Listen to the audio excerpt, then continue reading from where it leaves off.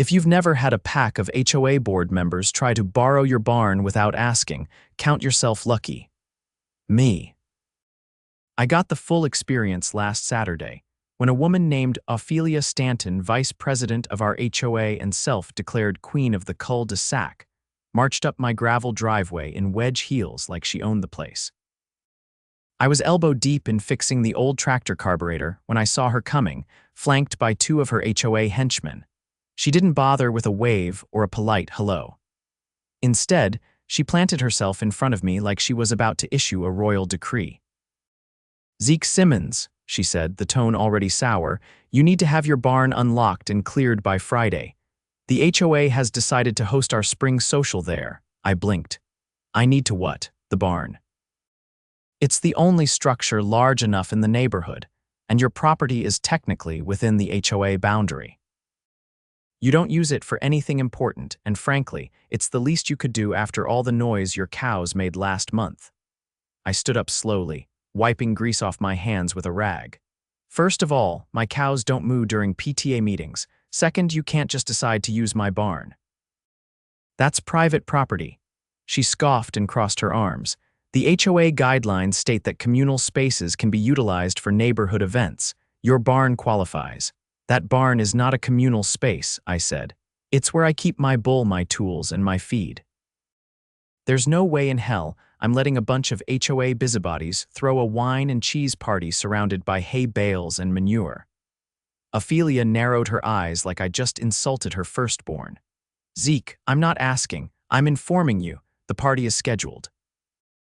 Unless you'd like to discuss fines for that unapproved extension you added to your porch." That's when it clicked. She wasn't just being annoying, this was a power play. I'd built that porch legally with a permit from the county, but she was bluffing, hoping I'd cave. I looked past her at the two men behind her. One of them, a guy named Greg, looked uncomfortable. The other, Darren, was too busy picking hay out of his loafer to care. "All right then," I said, voice calm. "You want the barn. Friday it is." Ophelia's painted lips curled into what she probably thought was a smile. "Glad we could come to an understanding." I went back to working on the tractor, and they turned to leave, already talking about what rustic lighting would look best. But what they didn't know, what Ophelia had no idea about, was that my 3,000-pound bull, Hank, had just been moved back into that barn 2 days ago. And Hank doesn't like uninvited guests. I spent the next 4 days preparing not just for the party, but for the show. By Friday afternoon, I had the barn swept, the side paddock gate discreetly locked, and Hank resting comfortably in his stall. He was a gentle giant with people he knew, but strangers, loud, perfume-soaked strangers, he'd treat them like a threat. At 6 sharp, the HOA arrived. Ophelia had swapped her wedges for Boots' bright pink ones that still looked too clean to be real. They carried in folding tables, fairy lights, and trays of overpriced cheese cubes. "Zeke," she called out, waving like we were best friends. "Thank you again for your hospitality." "Of course," I said, holding the barn doors open. "Make yourselves at home." They all filed in, chatting and giggling, completely ignoring the warning signs posted outside. "Do not enter private livestock facility" was apparently too subtle. I waited 5 minutes, then gently pulled the barn doors shut and slid the latch. Then I opened the side stall. Hank stepped out, blinked at the sudden noise, and let out a deep, echoing grunt. From inside the barn, I heard the first scream, then another, then chaos. I leaned against the wall, arms crossed, listening to the sound of shrieking, folding tables toppling, and someone yelling, "He's licking me." I smiled. Let the HOA have their party. The barn doors didn't rattle for long. Within 30 seconds, someone inside had figured out how to slide the internal latch open. A flood of well-dressed suburbanites burst out screaming, tripping over one another to escape.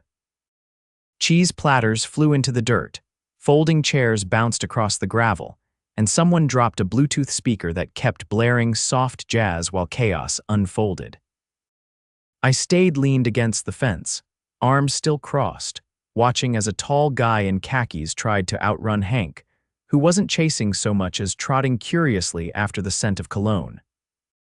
Ophelia emerged last, one boot missing, her hair tangled with bits of hay, and a long streak of something dark and wet running down her blouse. She looked like she'd just crawled out of a tornado. "You set us up," she shouted, pointing a shaking finger at me. "That animal could have killed someone." "Hank," I said, glancing at the bull who had now stopped to sniff a discarded cheese tray. "He's a sweetheart, unless someone spooks him." "You didn't go waving those little flags around him, did you? You locked us in with a wild beast." I pushed off the fence and walked toward her, lowering my voice. "You forced your way onto private property with a fake guideline and tried to intimidate me with made-up violations. I let you in. I never told you to ignore the posted signage. I certainly didn't tell you to poke around his stall with a glow stick." Her face turned a deeper shade of red, but before she could fire back, Greg, still clutching his phone with both hands, stepped between us. "Zeke, listen. No one got hurt. Can we just call this a misunderstanding?" "You're right," I said. "It was a misunderstanding. You thought my barn was yours to use. I misunderstood how far you people would go to get your way." Greg opened his mouth, but I cut him off. "Now, unless you're here to clean up your mess, I suggest you pack up your string lights and go." Ophelia's jaw tightened. She looked around at the scattered HOA members, most of whom were now slowly backing toward their subs. She didn't say another word. She just turned and stomped off the property, one boot flopping in her hand, leaving behind a trail of trampled grass and wounded pride. I thought that was the end of it, but it wasn't.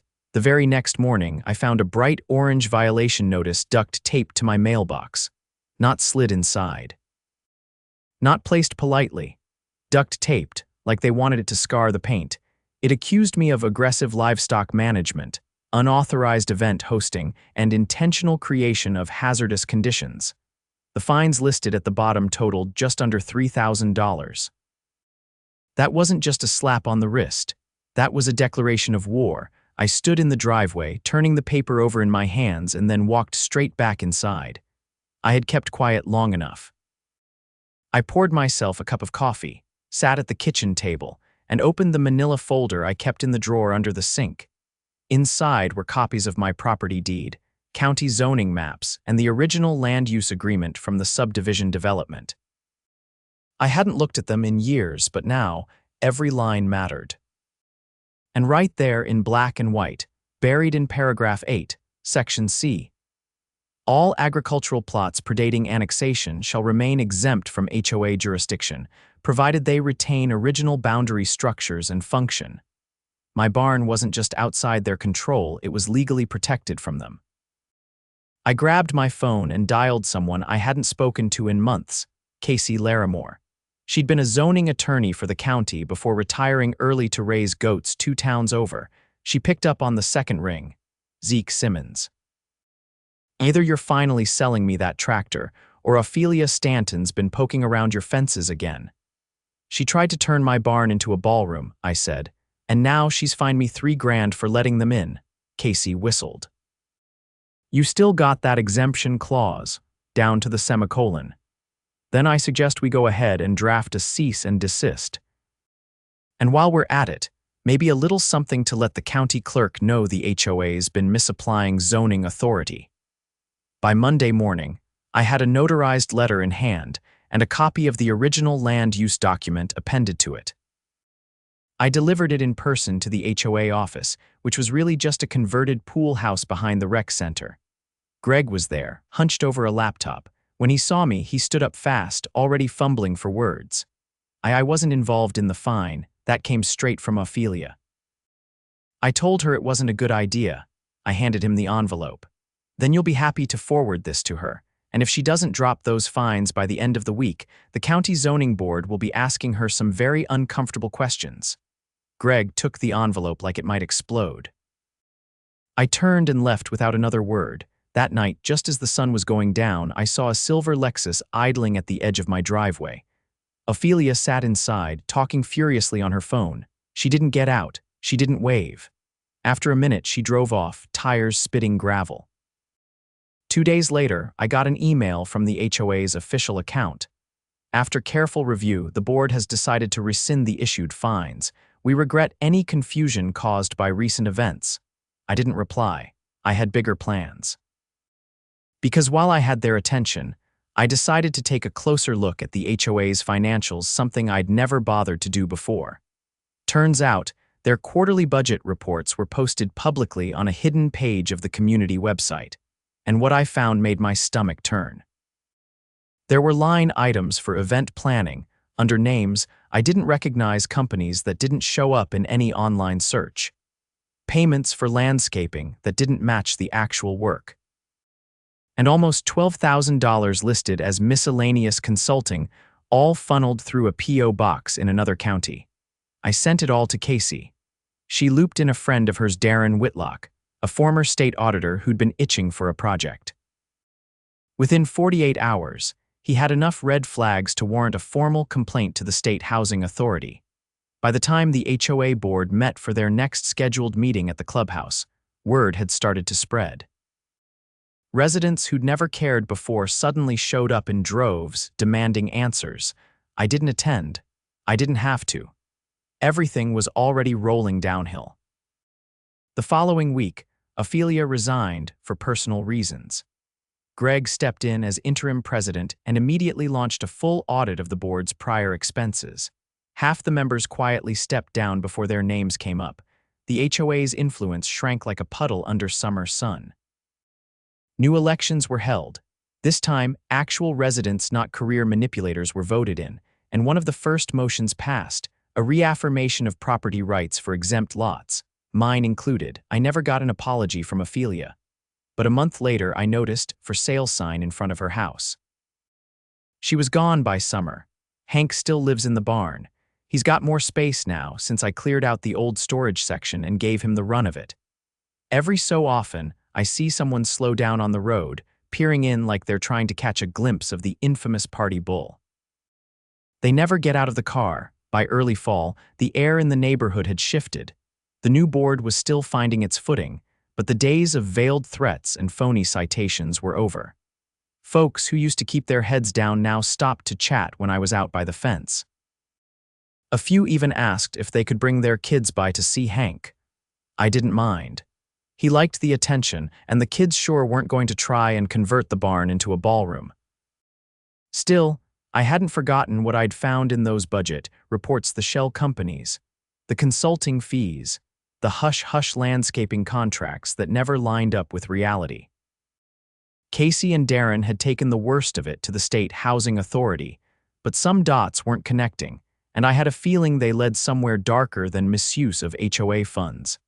Then, just after the first frost, I got a call from Darren. "Zeke," he said without preamble, "you remember that P.O. box where all the consulting fees were sent?" "Yeah." "Well, I traced the payments. Turns out that box belongs to a defunct nonprofit that was dissolved 5 years ago, but the bank account tied to it is still active. And the signature on the account, it's Ophelia's husband." I let that sit for a beat. "You telling me this was more than pocket change? I'm telling you this was laundering, at least 50 grand over the last 3 years. They funneled HOA dues through bogus vendors, routed it through that account, then used it to pay off personal credit cards and lease a Tesla." I felt my jaw tighten. "Is that enough to go to the sheriff?" "It's more than enough, but I already did one better. I handed it to the district attorney's office this morning. That's when things got interesting again. Within 2 weeks, a subpoena landed at the HOA's temporary office. Greg called me that night, voice shaking a little. 2 investigators came by asking for access to old board meeting minutes and financial logs. They had a warrant, said they're building a fraud case. "Good," I said. "Let me know if they need anything else." I didn't expect to hear from the investigators directly, but I did. A woman named Detective Emery showed up at my door with a folder under one arm and a plain gray windbreaker that looked out of place next to the rusty mailbox and the wind-chapped fence posts. "You're Zeke Simmons?" she asked. "Yes, ma'am. You've got a reputation," she said, glancing toward the barn with a faint grin. "Mind if I ask you a few questions?" I brought her inside and poured her a cup of black coffee. She didn't beat around the bush. "We've got sworn statements from former board members, anonymous for now. They say Ophelia and her husband fabricated invoices, forged vendor signatures, and hosted private parties catered with HOA funds. Did you ever attend any neighborhood events where the spending seemed excessive?" "No, they only asked me for the barn once." After that, I wasn't exactly on the guest list, she nodded. That tracks. You ever hear them mention a company called Sunstone Management Solutions? No, but I found it listed in their budget sheets, twice in one quarter. Right, it doesn't exist. It's a name they made up to justify charges on the HOA debit card. We've got receipts matching those charges to a luxury spa in Asheville and a hotel stay in Charleston. I whistled low. So what happens now? We're building a case for felony fraud, wire fraud, and misappropriation of community funds. It'll take time, but if we can prove they used HOA money for personal gain, we'll have enough to indict. What do you need from me? Just keep your ears open. If anyone tries to pressure you into retracting statements or makes contact in a way that feels off, give me a call. I gave her my word. A week later, someone left a half-burned envelope in my mailbox. No stamp, no return address. Inside was a single sheet of paper with the words "Stay out of it" typed in bold, blocky letters. At the bottom, what looked like an oil smudge in the shape of a boot tread. I called Detective Emery that night. "Looks like someone doesn't appreciate your enthusiasm for justice," she said. "We'll log it. In the meantime, install a trail cam near the road. If they come back, we'll catch them." I installed 3, wired them to a solar battery, and synced them to my phone. By the time the next note appeared, this one ducked, taped to my gate, I already had a clear shot of a dark green SUV pulling up at 2 a.m. Engine idling while someone sprinted up and slapped the note in place. The license plate was visible. Emery ran it, registered to a rental company in Raleigh. 2 days later, she called with news. The vehicle was rented by a man named Scott Ellison. Ring a bell, Ophelia's husband. Bingo, he's already under suspicion for financial misconduct. Now we've got witness intimidation to add to the pile. Things moved fast after that. A grand jury was convened. Subpoenas flew. Former HOA board members who'd once cozied up to Ophelia were now scrambling for deals. One of them, a woman named Marla, admitted under oath that she'd been paid $2,000 to approve fake landscaping quotes. The final nail came when investigators dug up emails between Ophelia and a contractor who'd been promised a no-bid deal in exchange for kickbacks. The contractor provided everything. Emails, payment records, even a recording of a meeting at a wine bar where Ophelia promised to keep the board compliant as long as the payments stayed quiet.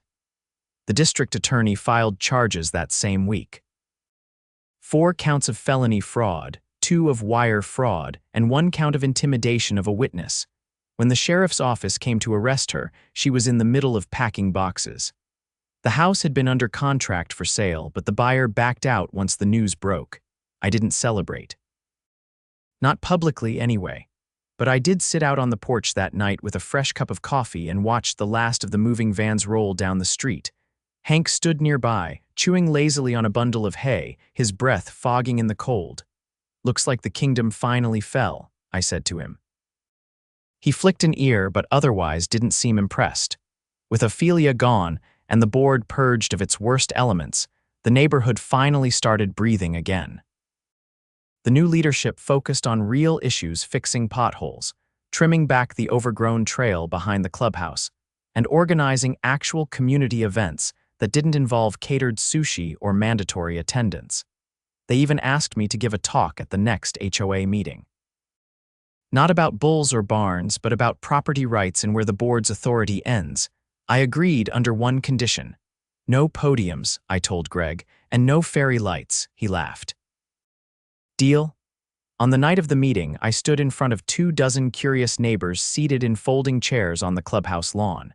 I explained how exemptions work, what due process really means, and how to spot red flags in a financial report. People asked questions, took notes. Even the skeptical ones nodded when I showed them the exact clause that had saved my barn from being hijacked. Afterward, a few residents lingered to talk. One man, a retired mechanic named Floyd, leaned in and said, "You know, I always figured you were just the grumpy guy with the bull. Didn't know you had all that tucked away." "Neither did Ophelia," I said. He laughed and clapped me on the shoulder. And that was that. Things didn't go back to the way they were. They got better. The neighborhood stopped hiding behind hedges and started looking out for one another. People waved more. Kids rode bikes without being accused of violating invisible noise ordinances. Someone even put up a community bulletin board by the mailboxes free to use, no approval required. As for me, I still drink my coffee on the porch most mornings. The barn's got a fresh coat of weatherproof sealant, and Hank has a new salt block he's particularly fond of. Life's quieter now, but not in a bad way. Peace earned tastes a whole lot sweeter than peace borrowed, and if anyone ever gets the bright idea to try using my barn again without asking. Well, Hank's still here, and he remembers faces. By the time leaves turned gold and the morning air carried frost thick enough to etch the barn windows, the last traces of Ophelia's legacy were unraveling faster than a cheap rug in a stampede. The new HOA board had made decent strides removing arbitrary fees, cleaning up the community finances, and putting an end to their predecessors' iron-fisted antics. But there was still one thread left dangling: the criminal case.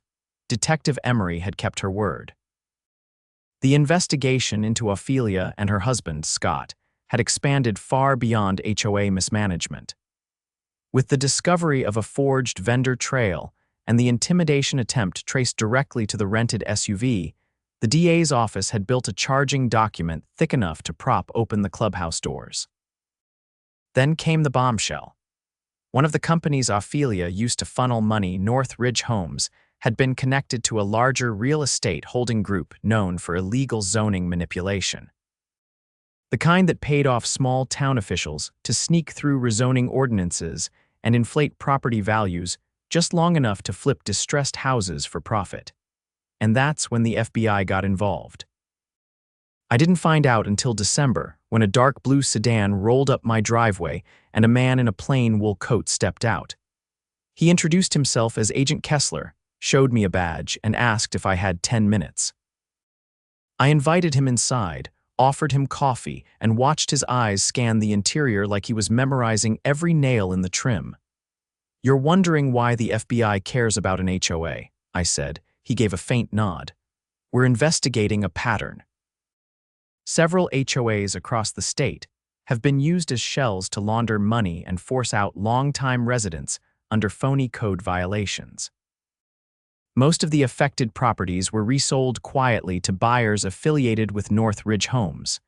So the whole thing was never about neighborhood improvement. It was about pressure," he said. "Pressure creates sales, sales generate capital. And when you pair that with falsified invoices and manufactured fines, it's textbook racketeering." I leaned back in my chair. "You think Ophelia was just one gear in a bigger machine? She was more than that. She was a node, a point of contact between North Ridge and the HOA board. Her husband submitted the fake consulting bills. She pushed the HOA to enforce violations that didn't exist, and based on what we've found, they weren't the only ones." The room felt colder suddenly, even with the wood stove humming. "Why come to me? You disrupted the playbook. You didn't fold when they tried to steamroll you, and you documented everything. That's rare in cases like these." He slid a small recorder from his coat pocket and placed it on the table. "I'd like you to walk me through everything from the day they asked for your barn to the day she left town. Every detail, especially anything unusual you noticed: names, times, overheard conversations, even if it didn't seem important at the time." I gave him what he asked for. 45 minutes later, he turned off the recorder, thanked me, and stood. "I can't promise how long this will take. But I can promise she won't be the only one facing charges." He left without asking for more coffee. That night, I sat on the porch with Hank settled behind the fence, his breath rolling in thick clouds beneath the moonlight. Somewhere in the distance, coyotes yipped a sound I hadn't heard in weeks. Not since the last of the strange cars stopped prowling the neighborhood after dark. In January, the indictments came down. Ophelia Stanton, charged with conspiracy to commit wire fraud, witness intimidation, and participating in a racketeering enterprise. Her husband, Scott, faced similar charges. 2 former HOA board members, Marla and a man named Byron, were indicted as co-conspirators. They'd accepted payments in exchange for approving policies designed to financially pressure residents into selling. The news hit the local paper like a dropped anvil. Headlines ran for a week. People who'd once nodded politely at HOA meetings now crossed streets to avoid being seen with anyone connected to the old regime. At the next community meeting, Greg opened with a sober welcome and then turned the floor over to a county official who explained the process for restructuring the HOA under state supervision. It was a formality, really. The new board had already earned the trust of the neighborhood, but this made it official. The bad actors were out, and oversight was in. After the meeting, a woman I barely knew, Janice, from 2 doors down, approached me with a Tupperware container and a sheepish smile. "Peach cobbler," she said. "Old family recipe. Heard you were the reason we're not all paying fines for lawn chairs anymore." "I just stood my ground," I said. She handed me the container. "Sometimes that's all it takes."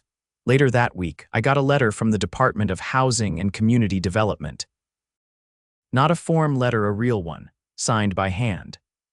It thanked me for my cooperation and informed me that the information I'd provided had been instrumental in connecting multiple HOA corruption cases across the state.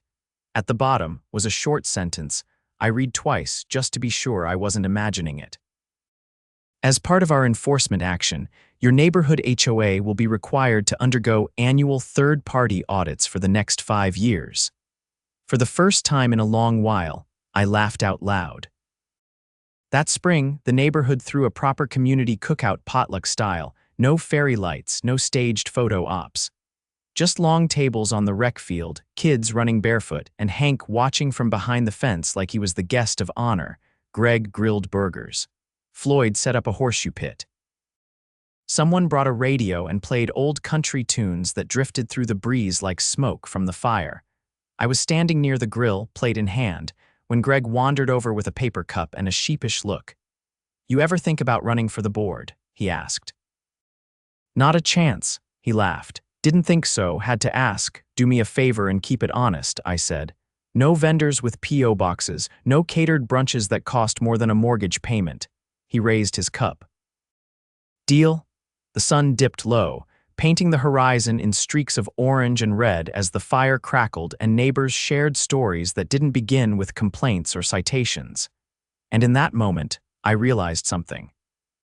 All that nonsense with the barn, the bull, and the board, it hadn't just cleared out the rot. It reminded people what the neighborhood was supposed to be. Not a battleground, not a balance sheet, but a place to live, a place to breathe.